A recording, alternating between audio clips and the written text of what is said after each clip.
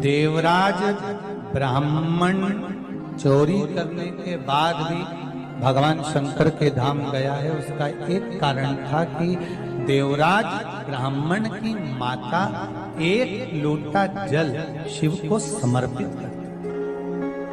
कितना जल? जम के बोलिए जरा। एक लोटा।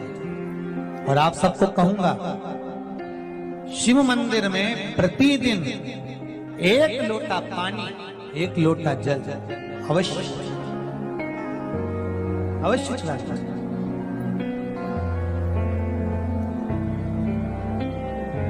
एक लोटा पानी भगवान शंकर को अवश्य। क्या होता है? 3 दोष समाप्त होते हैं एक लोटा पानी शिव जी को चढ़ाने से। 3 दोष। पहला पितृदोष, दूसरा वास्तु दोष और तीसरा कालसर्प दोष। जब हम घर में से जल लेकर जाते हैं तो हमारे घर का पानी जब जाता है तो घर का जो वास्तु केंद्र होता है वो रसोई घर होता है। रसोई घर में से जल ले जाकर शिव जी को चढ़ाते हैं तो उससे वास्तु दोष समाप्त। दूसरे नंबर पर है पितृदोष। घर का जो मटका होता है, परिंडा होता है, हंडा होता है, वो पितरों का स्थान है। उस पितरों के स्थान पर जो जल भरा होता है उसमें से अगर भाग भगवान शिव को चढ़ाया जाए तो पितरों का देवता आर्यमा भगवान शंकर के कहने पर चल जाए। इसलिए वो भाग जब शिव को प्राप्त होता है तो आर्यमा संतुष्ट होकर पितरों को भी फल प्रदान करता है। तीसरे नंबर पर कालसर्प दोष। भगवान शंकर को एक लोटा पानी अगर चढ़ा रहे हो, भगवान शिव पर एक लोटा पात्र जल का अगर चढ़ा रहे हो तो आपका कालसर्प दोष समाप्त। कालसर्प दोष होता कैसे? शंकर भगवान का चढ़ा हुआ जल तुलसी जी में चढ़ाने से पत्रिका में कालसर्प दोष हो जाता है। जैसे माँ जो होती है ना, घर की जो माँ होती है, अगर गर्भ में बच्चा है, गर्भ में संतान है, और वो शिव जी पर अगर एक लोटा पानी जैसे शंकर जी पर जल चढ़ाया, थाली में सारे भगवान को निला लिया, गणेश जी, देवी जी, शंकर जी, सारे देवताओं को एक ही थाली में रखकर स्नान कराकर वो शंकर का चढ़ा हुआ जल जब चढ़ाया जाता है तुलसी जी में ले जाकर लोग डाल देते हैं, उससे जो बच्चा जन्म लेता है उस बच्चे की पत्रिका में कालसर्प दोष आ जाता है।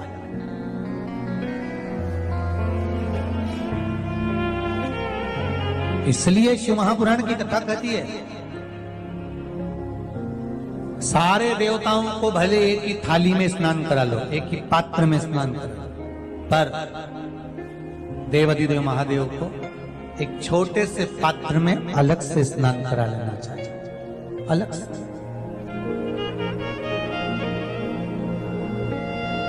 और उस पात्र का जल शिव जी को समर्पित करा हुआ जल तुलसी जी में नहीं डालना। तुम्हारे घर में जो पौधा हुआ आप उसको उसमें समर्पित करो। जैसे बेलपत्री चढ़ाने के बाद जल चढ़ाना या जल चढ़ाकर बेलपत्र चढ़ाना।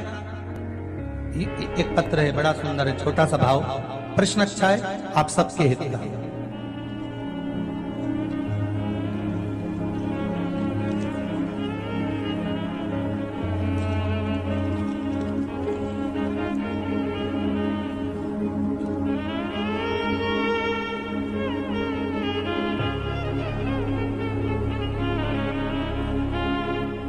अरुणा जी अग्रवाल जयपुर, झरना जी अग्रवाल जयपुर राजस्थान से इन्होंने प्रश्न किया है, गुरुदेव दूध, कच्चा दूध केवल शिवलिंग पे चढ़ाना चाहिए या पूरे शिव परिवार पे चढ़ाना चाहिए?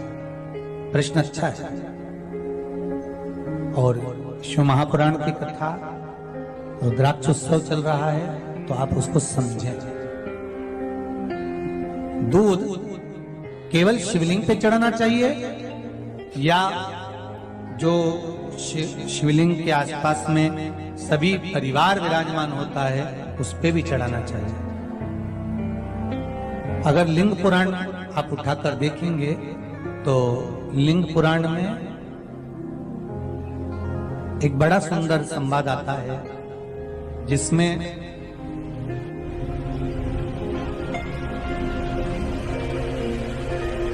पीले कलर के शिवलिंग का वर्णन है।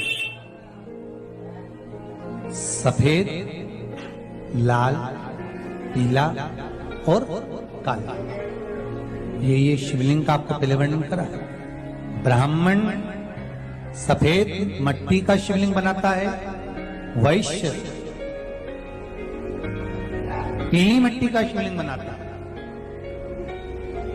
क्षत्रिय लाल मिट्टी का शिवलिंग का निर्माण करता है, शूद्र काली मिट्टी का शिवलिंग का निर्माण करता है।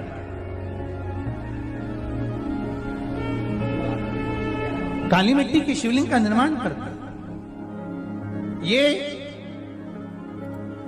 जो वर्णन किया गया है कि उसमें लिंग पुराण के अंतर्गत एक पीले शिवलिंग का वर्णन आता है कि पीला जो शिवलिंग होता है उस शिवलिंग का भाव कितना सुंदर बताया गया है। उसमें व्याख्यान वर्णन में आप अगर पढ़ेंगे देखेंगे लिंग पुराण के अंतर्गत तो उसमें आता है कि दूध जब आप देव अधिदेव महादेव के शिवलिंग पर समर्पित करते हो तो शिव महापुराण की कथा कहती है, लिंग पुराण कथा कहती है, नर्मदा पुराण, स्कंद पुराण, पद्म पुराण, अग्नि पुराण, सारी पुराणे वर्णन करती है। वराह पुराण, ब्रह्मवेत्ता पुराण, ये जितनी पुराणे सब वर्णन करती है कि जब शिवलिंग पर हम दूध चढ़ाते हैं तो केवल शंकर भगवान के शिवलिंग पर दूध चढ़ा देने से संपूर्ण परिवार पर दूध चढ़ जाता है। अलग से हमें कहीं चढ़ाने की जरूरत नहीं, अलग से हमें कहीं दूध ले जाकर चढ़ाने की जरूरत नहीं कि हमें गणेश जी को अलग से चढ़ाना पड़ेगा, देवी जी को अलग से चढ़ाना पड़ेगा, कार्तिकेय जी को अलग से चढ़ाना पड़ेगा या नंदी को अलग से चढ़ाना पड़ेगा।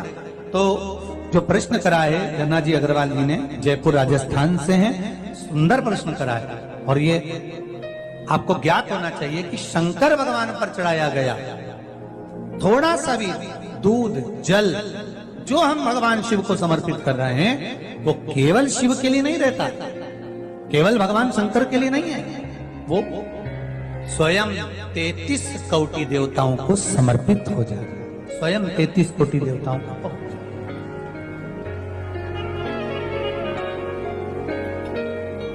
अलग से देने की जरूरत नहीं है।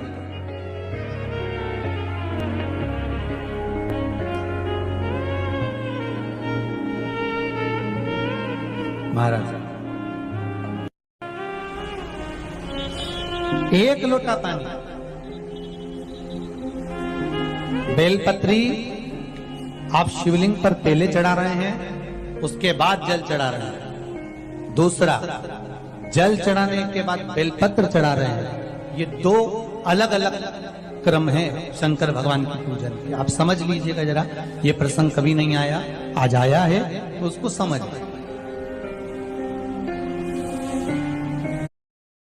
छोले भटूरे और पाव भाजी कंपेयर करने का क्या पॉइंट है? चाय और कॉफी सुबह सुबह।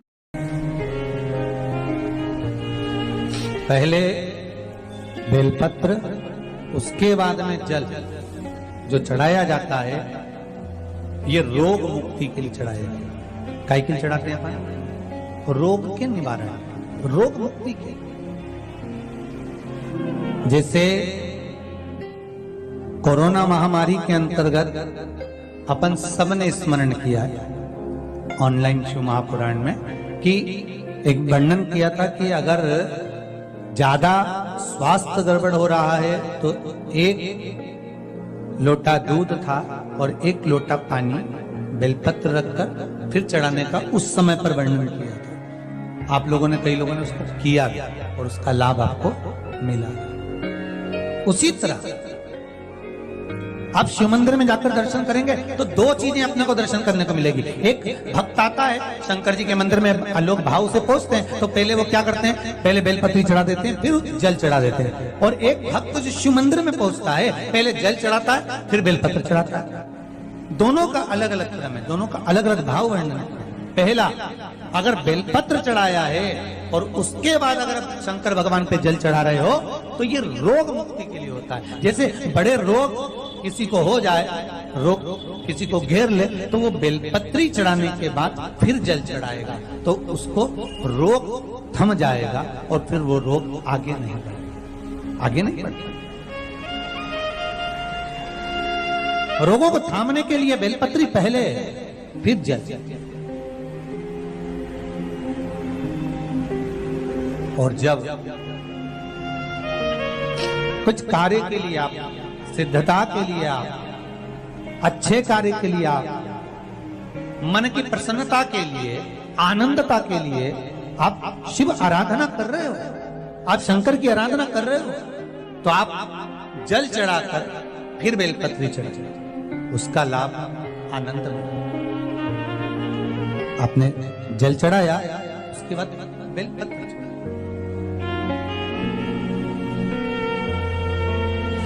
बस एक बात का स्मरण आपको होना चाहिए शिव महापुराण का, कि जब भी आप भगवान शंकर को बेलपत्र चढ़ाते हैं, बेलपत्र समर्पित करते हैं, बेलपत्र समर्पित करते समय प्रयास करा करें कि ये बेलपत्र को जब भी आप समर्पित करें, प्रयास करें कि बीच की जो पत्ती होती है बेलपत्र की, मध्य की जो पत्ती होती है, उसको अंगुष्ठ से पकड़ा जाए। उसके बाद में आप फिर बेलपत्री को शिव पर समर्पित करें, प्रयास करें।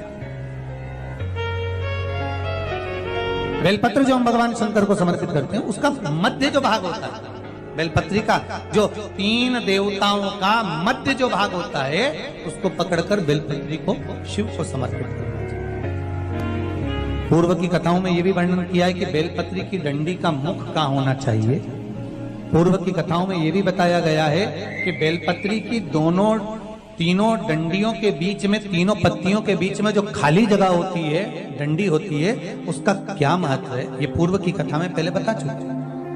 पर आज जो क्रम चल रहा है कथा का, उसमें अपन जो समझ रहे हैं वो ये होना चाहिए कि आप किस कामना से जल चढ़ा रहे हैं, आपके जल चढ़ाने का क्रम क्या है।